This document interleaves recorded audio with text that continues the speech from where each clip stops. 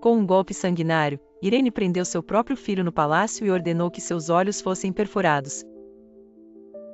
A cena foi um ponto de inflexão no Império Bizantino, simbolizando não apenas o colapso de uma relação familiar, mas também o desespero de uma mulher determinada a manter seu poder. Com ele incapacitado, Irene assumiu oficialmente o trono, tornando-se assim a primeira mulher a governar o Império Bizantino por conta própria. Ela foi coroada imperatriz e se tornou conhecida como Irene, a Viúva Negra. A coroação de Irene como imperatriz governante foi carregada de significados políticos e religiosos. Ela utilizou sabiamente sua nova posição para reverter muitos dos editos iconoclastas e promover uma política pró-ídolos.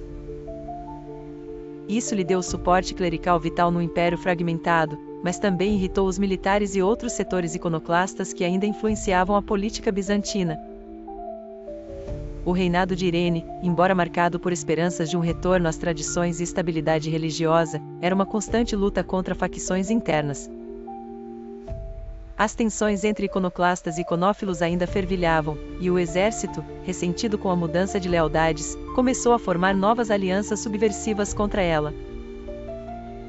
Sua habilidade política, anteriormente reconhecida por subverter as expectativas e manipular o jogo do poder, tornou-se uma faca de dois gumes.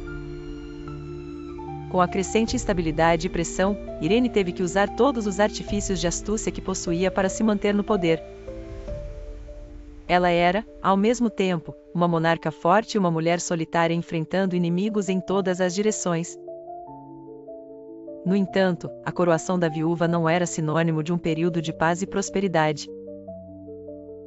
A tensão latente logo transcendeu as paredes do palácio, causando um cisma que dividiu não apenas o império, mas também os reinos aliados. A ascensão de Irene destacou a complexidade e a fragilidade do poder. Embora suas políticas iniciais tenham trazido esperança de reunificação religiosa, seu método de governança autoritário não contemplava a inclusão dos opositores, perpetuando uma guerra fria interna que ameaçava implodir a qualquer momento.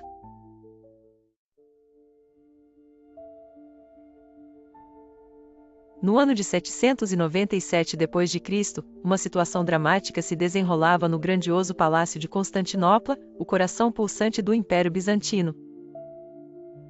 A câmara chamada Pórfiro, feita de mármore púrpura, era um local de especial significado, por ser o espaço onde os imperadores bizantinos vinham ao mundo, simbolizando o nascimento imperial. Foi ali que Irene, a ambiciosa mãe e regente, traçou o destino de seu próprio filho. Constantino VI, o jovem imperador, teve sua sorte selada pela própria mãe. Ordenando que ele fosse capturado e cegado, Irene não só buscava remover seu filho como ameaça ao seu poder, mas também perpetuava uma das práticas mais cruéis da sua época. A cegueira, uma pena comum no Bizâncio para impedir alguém de ascender ao trono, servia como uma forma de eliminar um pretendente sem recorrer ao assassinato, embora este ato pudesse ser visto como uma forma de parricídio político. O ato de cegar o próprio filho, dentro da câmara mais sagrada do império, refletia a mais pura essência da ambição e da beleza sombria que rodeava Irene.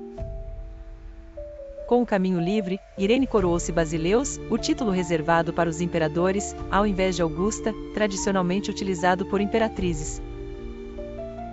Essa decisão ousada desafiou séculos de tradição e representou uma das mais audaciosas tomadas de poder da história. Irene, sem remorsos, tomou posse de todo o poder em um dos maiores impérios que o mundo já conheceu.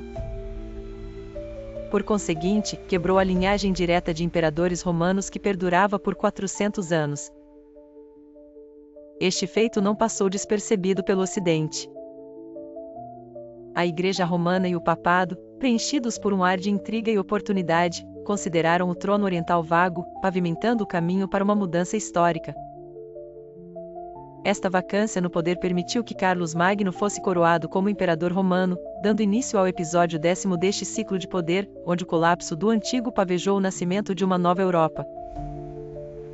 A coroação de Irene encapsula um dos momentos mais fascinantes da história, onde a política, ambição e o espírito humano se entrelaçam, moldando o curso da civilização europeia e deixando um legado de intriga que persiste nas mentes dos historiadores e na rica tapeçaria da política mundial.